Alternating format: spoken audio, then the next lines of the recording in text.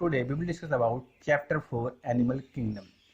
जिसका previous chapter है chapter 3 plant kingdom वो डिलीटेड है, तो इसलिए हम डिस्कस करेंगे एनिमल किंगडम के बारे में। बायोलॉजिस्ट हैव क्लासिफाई, मतलब बायोलॉजिस्ट जो हैं उन्होंने बताया है कि अर्थ पर अबाउट 1.4 मिलियन लिविंग ऑर्गेनिज्म, मतलब कि अर्थ पे 1.4 मिलियन लिविंग ऑर्गेनिज्म हैं, जिनमें से approximately about 1 million are animals. These animals differ from each other in their body plan. अब बात करते हैं बेसिस ऑफ क्लासिफिकेशन। अब क्लासिफिकेशन का बेसिस क्या होता है? The classification help in easy identification and also in assigning a systematic position to newly describe species. In spite of difference in nature, in structure from different animals, these are certain fundamental features common in various individuals in relation to the arrangement of cells, body symmetry, nature of column, pattern of digestive, circulatory and reproductive system. These features are used as basis of animal classification. अब क्या है कि classification से जो हमने किसी animals को, पुराने एनिमल्स को हमने क्लासिफाई कर दिया है, तो हम न्यू एनिमल्स को इजीली क्लासिफाई कर सकते हैं, डिस्क्राइब कर सकते हैं।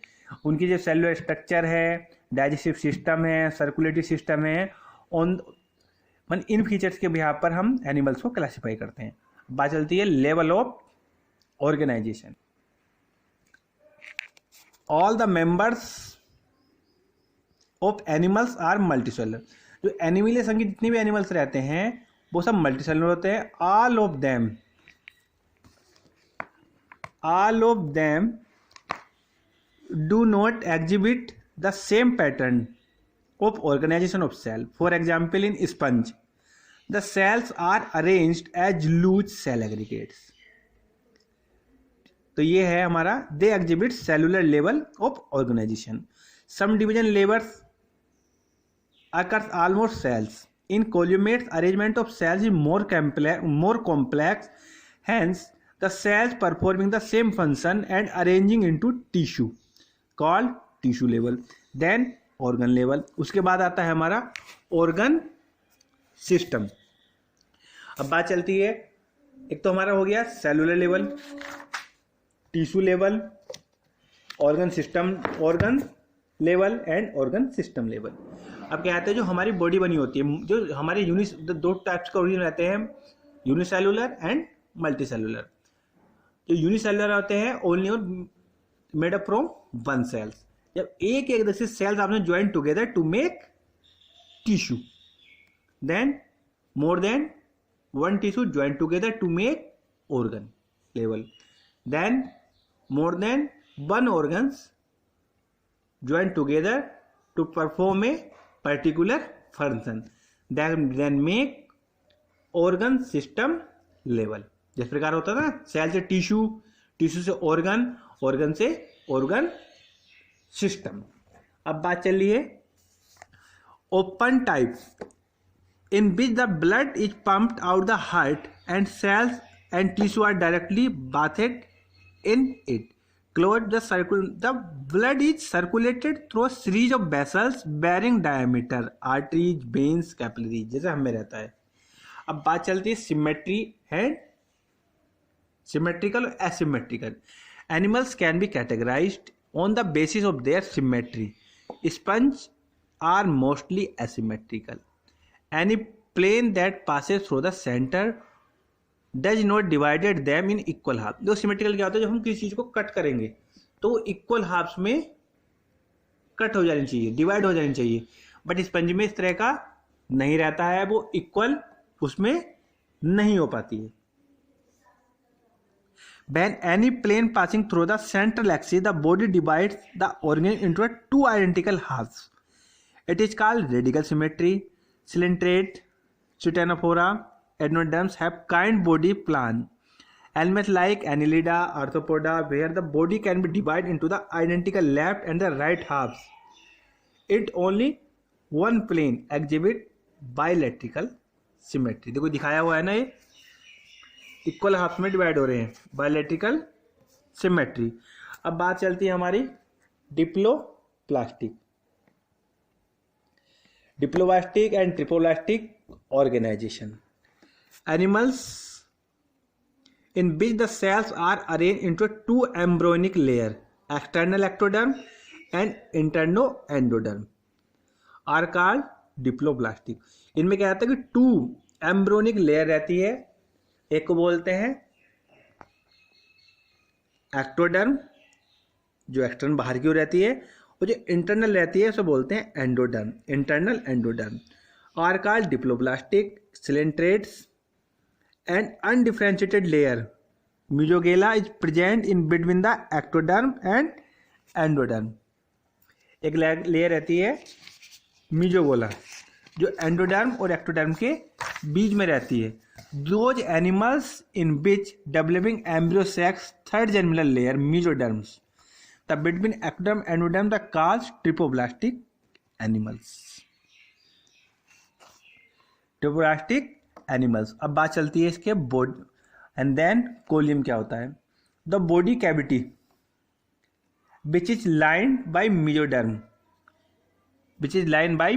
That is called coelom. Then बात चलती है body plan. Animals have types of body plan. Segmentation, notochord, segmentation। In some animals the body externally internally divide into the segments with the serial repetition of at least some organ, for example earthworm। Notochord, the mesodermally derived rod-like structure formed on the dorsal side during embryo development in animals। Animal with notochord or called chordates, porifera, ectoderma। And then classification of animals। अब classification कैसे करेंगे इनका। The broad classification animals based on the common fundamental features. कुछ features रहते हैं उनके, उस बिहार पर उनको हम क्या कर सकते हैं, क्लासिफाई कर सकते हैं।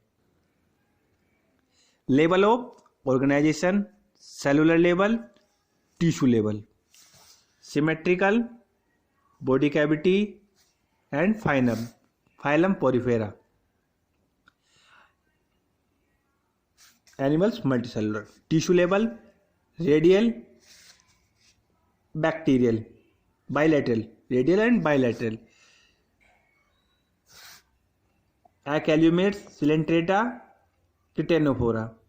Without body cavity with false coelom, Aschelminthes with the true coelom. Annelida, Arthropoda, Mollusca, Echinodermata, Hemichordata and कोडेटा। अब हम बात करेंगे फाइलम पोरिफेरा की। फाइलम पोरिफेरा में आते हैं हमारे sponge. Members of phylum are commonly known as sponge, the generally marine and mostly asymmetrical animals. Sponge को हमने बताया था एसिमेट्रिकल होते हैं, इक्वल हाफ में डिवाइड नहीं होते हैं। These are primitive multicellular animals have the cellular level of organization. Sponge have the water transport canal system, इनमें कैनाल सिस्टम रहता है। And water enter through the minute pores into the central cavity spongocoels. Osculum पाया जाता है इसमें। Goes out through the osculum pathway water transport the helpful. क्या कहता है कि जो ट्रांसपोर्टेशन रहता है फूड का, वो फूड के थ्रू होता है। जो वेस्ट मटेरियल है उसका जो एग्जिट होता है, उसका भी एग्जिट जो होता है वो वाटर के थ्रू ही होता है। Choanocytes, collar, cells line, spongocoel, canal, digestion in intracellular. The body supported by skeleton made spicule spongin fibres. Eggs sperm produced by the same individual. Sperm reproduced asexually by the fragmentation and sexually by formation of gametes. Fertilization is internal and development indirectly having larval stage, which is morphological distinct from adult। दिखाया गया sponge ये यूस्पोंजिया, साइकन, स्पोंजिला, ये इसी नाम से जाने जाते हैं। ओके।